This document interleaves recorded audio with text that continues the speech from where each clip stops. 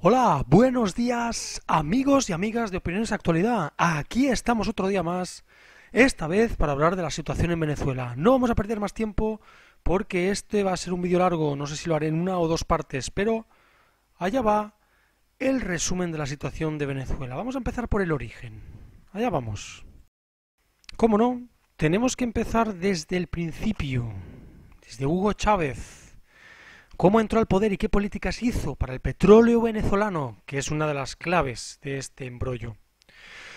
Antes de la llegada de Hugo Chávez hay que acordarse de que Venezuela sufría las consecuencias de la aplicación de decisiones y planes muy controvertidos a su economía. Dentro de todos los países latinoamericanos, Venezuela fue una representación de las consecuencias de la división social que tuvieron estas políticas durante los años 80. Al mismo tiempo, desde el punto de vista político, la cúpula dirigente no tenía el respaldo social, es decir, que nos encontramos ante una crisis del sistema de representatividad en el cual los ciudadanos no se sienten identificados por sus instituciones, como sucede en mucha parte del panorama político mundial. En cuanto a la economía, tras lo que conocemos como la década perdida de Venezuela, el pilar fundamental de la economía venezolana, el petróleo, entró en una crisis importante. ¿Y por qué entró en la crisis importante el petróleo venezolano? Vamos a ver. Consecuencias de la crisis del petróleo venezolano en los años 80. Ante esta situación, en 1989 se produce una revuelta social conocida como el Caracazo, una protesta en la que la gente sale a la calle. La economía de Venezuela se iba al traste por culpa de los precios en cuanto al petróleo. Similar a lo que vimos en el 2002 en Argentina como expresión del malestar de la sociedad venezolana. Más adelante, en 1992, una parte del ejército venezolano intentaría un golpe de estado contra Carlos Andrés Pérez, aquel entonces presidente de Venezuela. Este golpe de estado está encabezado por el comandante Hugo Chávez, el cual fue detenido y pasó algún tiempo en prisión. Toda esta expresión de malestar se canalizará en las elecciones presidenciales de 1998, a las que concurre la amnistía de Hugo Chávez, quien prosigue con su carrera militar y política, tras salir de prisión por el intento del golpe de estado en 1992, como hemos dicho. Un Hugo Chávez que articula un electorado que recoge a todos los desencantados con los dos partidos principales y a buena parte de la sociedad venezolana que se consideraba excluida de la política nacional. Hugo Chávez triunfa con una holgada mayoría e inicia su carrera como presidente del país.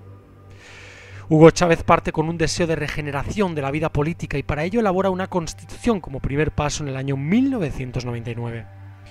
Una constitución que está impregnada de ese concepto de democracia participativa y democracia electoral, que pretende dar más protagonismo a la ciudadanía en la gestión de los asuntos públicos. En segundo lugar, elaboró un proyecto económico en el que el Estado volvería a asumir una gran competencia y capacidad en la economía en detrimento de los procesos de liberalización de la economía que se habían llevado hasta entonces durante los años 80. Es decir, que el petróleo en Venezuela iba a ser propiedad del gobierno venezolano, no de agentes externos. Aquí empieza el problema. En tercer lugar, realizaría una gran apuesta por la justicia social de los venezolanos a través de un mejor reparto de la riqueza nacional, cosa que no está dispuesta a ceder la élite financiera global. Finalmente veremos un cambio en la denominación del Estado, que es mucho más que un simple cambio nominativo, pues pasa a denominarse República Bolivariana de Venezuela. Este cambio de la denominación del Estado, que tiene un contenido importante, es una apelación a la figura de Simón Bolívar, el gran libertador cuyo programa en cuanto a la integración de América Latina es un objetivo a conseguir por Hugo Chávez, o fue un objetivo. Todo este proyecto genera un enorme rechazo social por parte de todos estos sectores que han ocupado el poder político, económico y social en los últimos tiempos. Los partidos tradicionales del poder económico en torno fundamentalmente a la Iglesia Católica. Todos estos sectores se oponían al proyecto de Hugo Chávez, cuya consecuencia fue la división de la sociedad venezolana. Una sociedad venezolana que fue dividida, pero gracias también a los poderes económicos que había detrás, porque no puedes ir en contra de lo que da productividad a tu país. En un primer lugar, tendría lugar en abril de 2002 el intento de golpe de Estado a Chávez. Le devolvían con su propia moneda el tema del golpe de Estado. El golpe de Estado tendría numerosas implicaciones internacionales. De hecho, muchos estudios e investigaciones apuntan a que el presidente de España por aquel entonces, José María Aznar, pudo tener un papel activo en la organización. Esto radicalizó los comentarios de países occidentales hacia Hugo Chávez y hacia la demonización de este actor interno de Venezuela. Mucho más radicalizado después de las elecciones de 2004, cuando Hugo Chávez quiso presentar a la población civil su intención de demostrar a la población que era respaldado por la gente. Fue respaldado y esto hizo que Venezuela se aislara aún más económicamente del mundo occidental. Vamos a pasar a cosas más recientes, pero siempre es bueno saber lo que pasó antes para saber lo que puede suceder después. ¿Y por qué ha cambiado tanto la situación de Venezuela en los últimos años? La población se cansa de los mandatarios y mucho más si no está preparado para gobernar un país tan importante como lo es Venezuela para Latinoamérica. Importante por su gente, pero también sin lugar a dudas por su recurso natural más preciado, el oro negro de hoy en día, el petróleo. Nicolás Maduro no estaba preparado para hacer frente a tantas inclemencias. En este vídeo vais a ver dos puntos de vista diferenciados, porque a pesar de que hay claras injerencias exteriores en el tema del petróleo, con el tema de la CIA y Estados Unidos, que luego más tarde veremos, los gobernantes se han autoproclamado semidioses con derecho a casi todo, o digámoslo en pocas palabras, dictadores con poca sensibilidad. La paranoia desenfrenada de Maduro al comentar que Estados Unidos está detrás de todo lo malo que le sucede a Venezuela es algo que le resta mucha credibilidad, sobre todo si lo hace en público. No es un buen estratega. En mi opinión, un gobernante debe ser más cauto, y si no lo es, presentar pruebas fehacientes y claras de lo que se dice, es así. Y después de ver esto, muchos estaréis en contra, muchos estaréis a favor, pero tenéis que tener en cuenta que es una opinión. ¿Cuáles han sido los errores, en mi opinión, más graves de Nicolás Maduro? Pues bien, sabemos que el mundo se mueve por la hipocresía y los gobernantes, para tener una estabilidad dentro del país, tienen que ser hipócritas. Es así de triste. En primer lugar, Nicolás Maduro no debió morder la mano que le dio de comer. Es decir, aunque sean considerados enemigos de la revolución bolivariana, las personas que son capitalistas o empresarios con mucho dinero son amigos del sistema. Y el sistema implantado, que es la globalización mundial de la economía, es importante, pese a quien le pese. Con lo cual, si estás en contra, no lo digas en público. Porque esos capitalistas son responsables del 80% de la producción del país. Desde el primer día de su presidencia, Maduro los ha estado insultando, sin base a la lógica, irracionalmente, incluso llamándolos despectivamente pelucones. Esa ha sido una de las principales razones de la masiva escasez de medicina, comida, repuestos para vehículos, productos agrícolas y muchos otros productos que se ha estado viviendo desde hace alrededor de 3 años y que ha estado empeorando cada día más en Venezuela. El segundo gran error de Maduro ha sido el no jugar con la banca internacional. Aunque la banca internacional sea un gran enemigo del socialismo, es importante no querer inventar reglas propias, quiero decir, de financieras o monetarias, porque el sistema monetario mundial está ligado, cada uno de los países que hay, menos Corea del Norte, pero que tiene su gran respaldo de China. Pero Venezuela, ¿quién tiene de respaldo a Venezuela en países vecinos? Países que no son tan ricos como China. El amenazar a tu enemigo público número uno de manera pública es bastante contradictorio y contraproducente, por supuesto. Nunca se amenaza públicamente a las mafias del narcotráfico, al dólar paralelo, al lavado de dinero, ni a los delincuentes, ni al crimen organizado, o a los contrabandistas y los corruptos de tu propio gobierno, sin estar 100% seguro de poder vencerlos sobre sus territorios utilizando sus propios métodos. ¿Por qué? Porque entonces toda la economía sumergida que hacía que la economía no se desestabilizara, porque sabemos todos, o muchos ya sabemos que el dinero se blanquea, y lo sabemos gracias a Ronald Bernard, el ex banquero que desveló la verdad sobre la élite. El no ser humilde es muy importante a la hora de cometer el grave error. Para liderar una revolución humanista, como se decía, o personal, es decir, que tenga en cuenta a las personas, uno debe estar dispuesto siempre a poner los intereses de la revolución antes de sus propios intereses, pero Maduro ha preferido y sigue prefiriendo tener su propia persona como algo interesante, es decir, como algo que le interesa más que la propia revolución.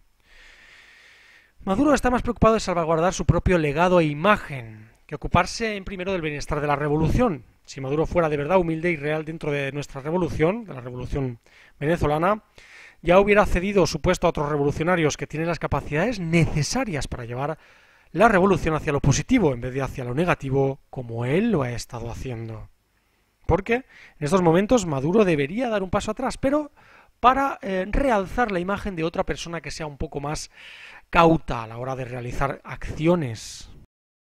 Y llegados a este punto podemos pensar, bueno, esto ya es lo que ha sucedido, es lo que sucede, todos lo sabemos, etcétera, o mucha gente lo sabemos, pero ¿qué hay de las injerencias exteriores? Es decir, hemos criticado lo que hay internamente en Venezuela, que también es malo, porque aquí no hay malos y buenos, hay mucho de malo, pero hay más malos y malos.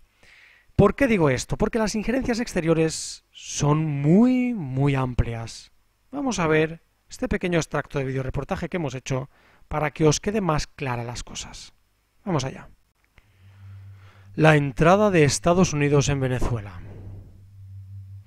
Aquí tenéis un gráfico. Estos gráficos es la evolución anual de las importaciones de crudo de Venezuela por parte de Estados Unidos.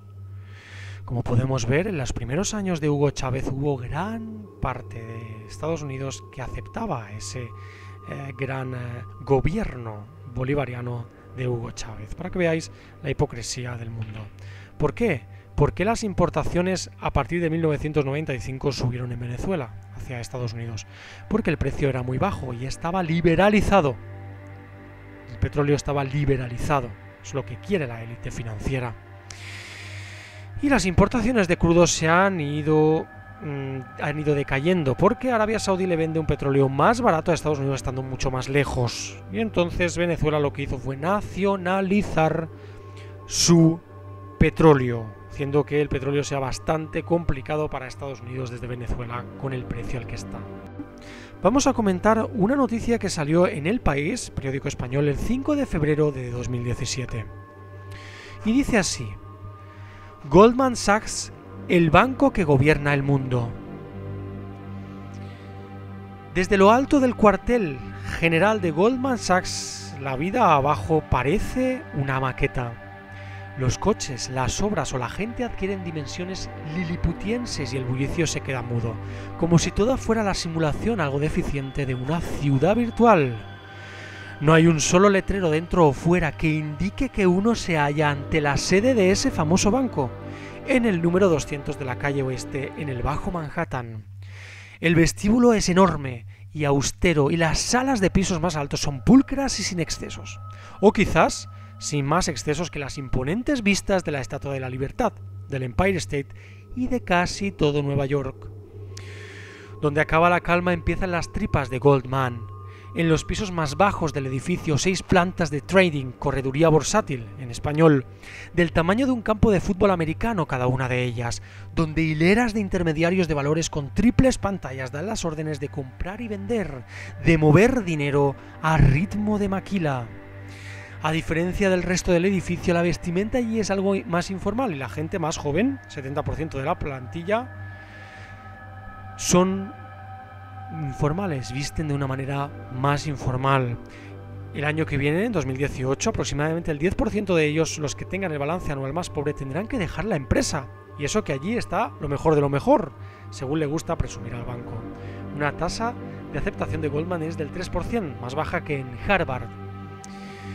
Dicen que es el banco de inversión más poderoso del planeta, que paga los mejores sueldos de Wall Street y sufre la mayor tasa de divorcios, que las jornadas de trabajo exceden lo humano, que la crisis financiera sacó petróleo mientras los demás se hundían, que no hay rincón de la tierra donde no lleguen sus tentáculos, que ningún gobierno los ignora, que quien entra allí abraza un sacerdocio que una vez se es goldmaniano, entre comillas, aquí estáis viendo algunos goldmanianos, se es goldmaniano para siempre. Dicen que Goldman Sachs gobierna el mundo. En casi todos los gobiernos de Estados Unidos, incluso antes de la Segunda Guerra Mundial, ha habido un goldmaniano en las esferas más altas del poder público. Donald Trump aludía a ello con frecuencia durante la campaña electoral estadounidense. Acusó a Hillary Clinton, la candidata demócrata, de haberse vendido al banco, del que habría cobrado jugosas cantidades como conferenciante. Aseguró también que Ted Cruz, el senador texano con el que rivalizó en las primarias republicanas, estaba bajo su control. En su último vídeo de campaña, al más puro estilo Ocupa Wall Street, señalaba a los culpables del empobrecimiento de los trabajadores. Y aparte de Clinton u Obama, George Soros o el G20 destacaba a Lloyd Blankfein, el primer ejecutivo de la entidad financiera. Esto es un extracto pequeño de lo que hay dentro de Goldman Sachs. Una cantidad de basura espectacular.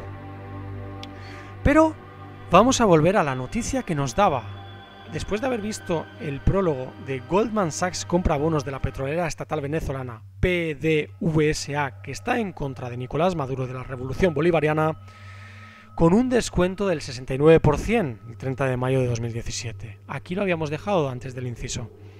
Pues bien, esta noticia dice así. Goldman Sachs ha cerrado la compra de bonos de la empresa estatal Petróleos de Venezuela, PDVSA, con un descuento del 69%.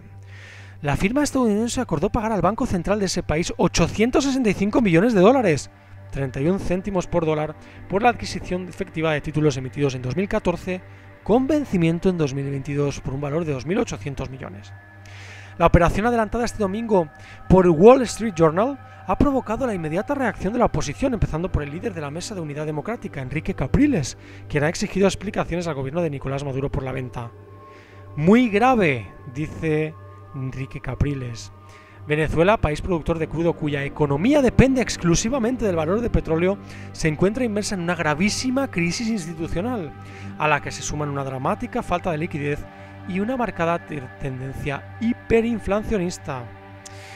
La misma estructura del Estado y el farragoso sistema de subvenciones ha generado unos gastos que el Ejecutivo no puede sostener en el tiempo y que necesita para mantener el pulso a los opositores en medio de las protestas. ¿Qué es lo que podemos leer entre líneas aquí que no se dice?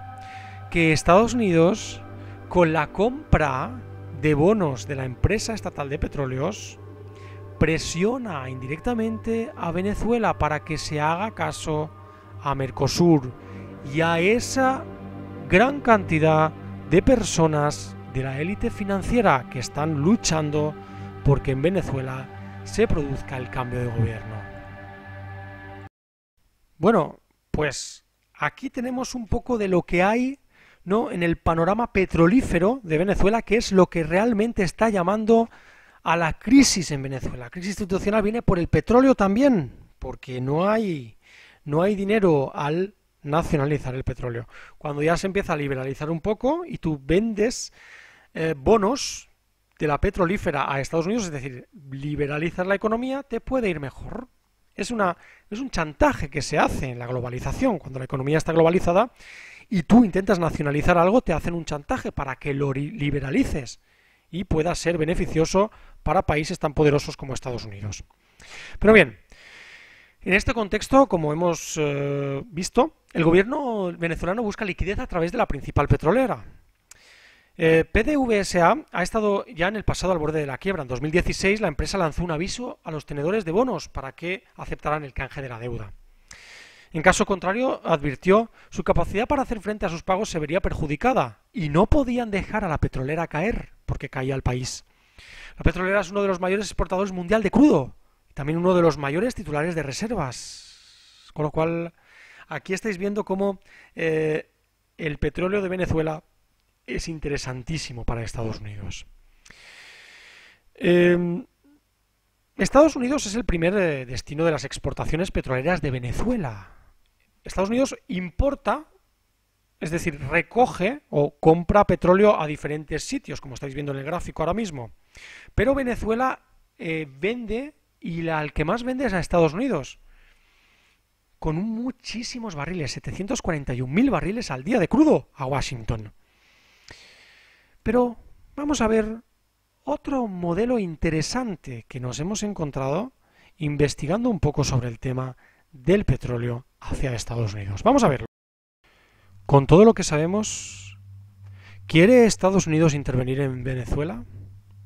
Sí, es la respuesta. Pero, para nosotros, en Opiniones de Actualidad, indirectamente.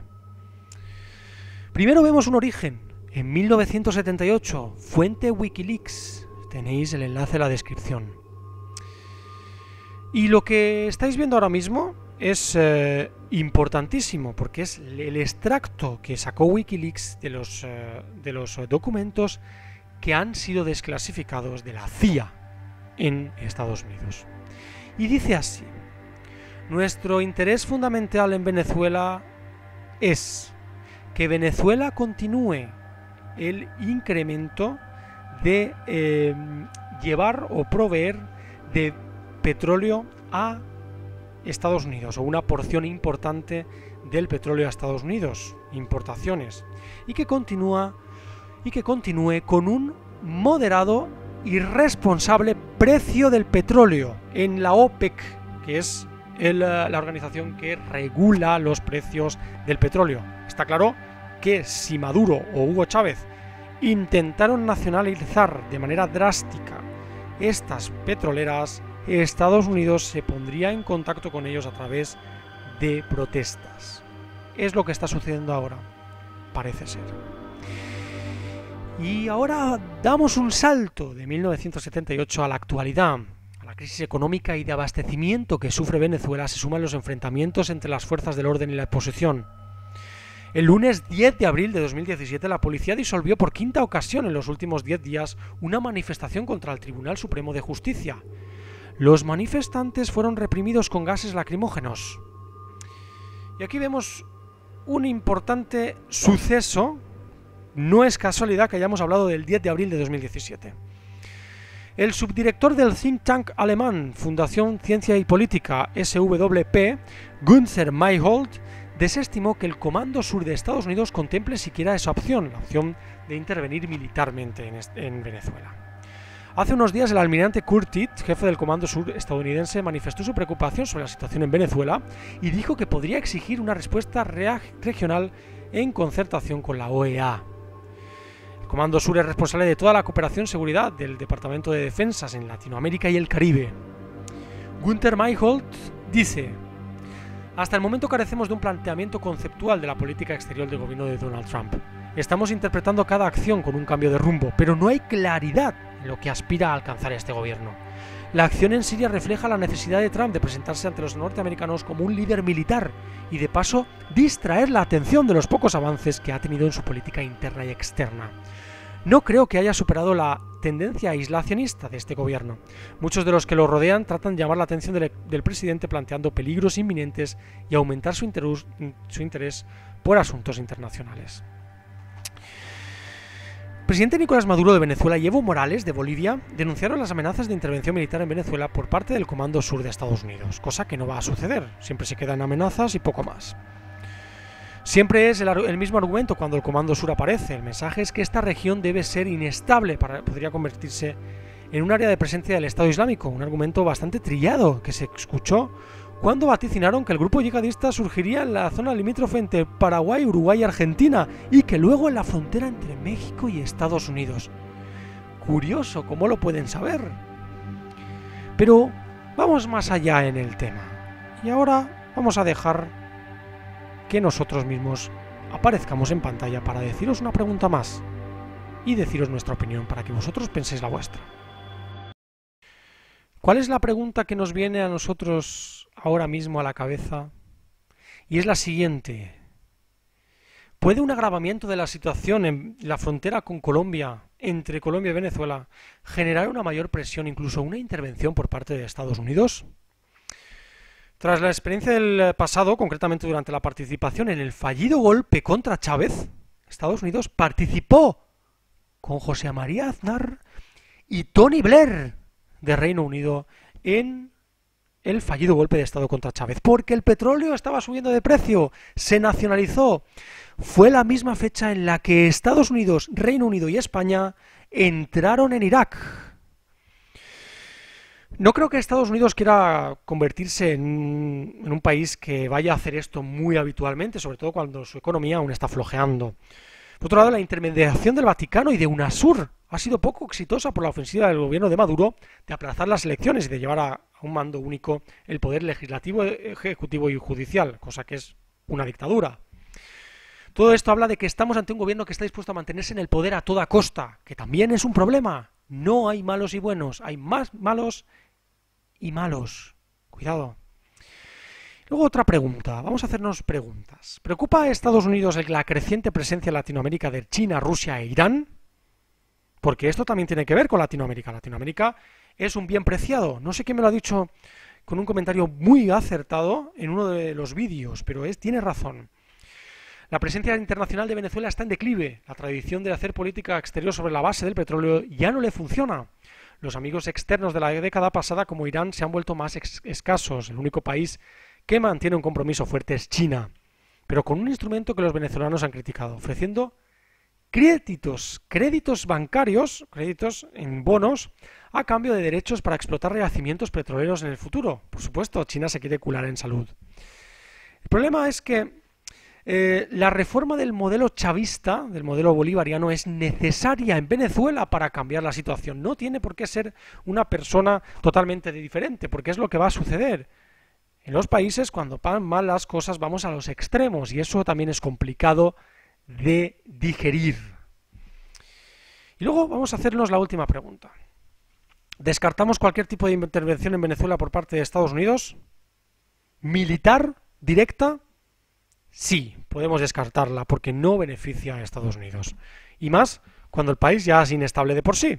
Si no fuera inestable, Estados Unidos haría algo por desestabilizarlo, perdón.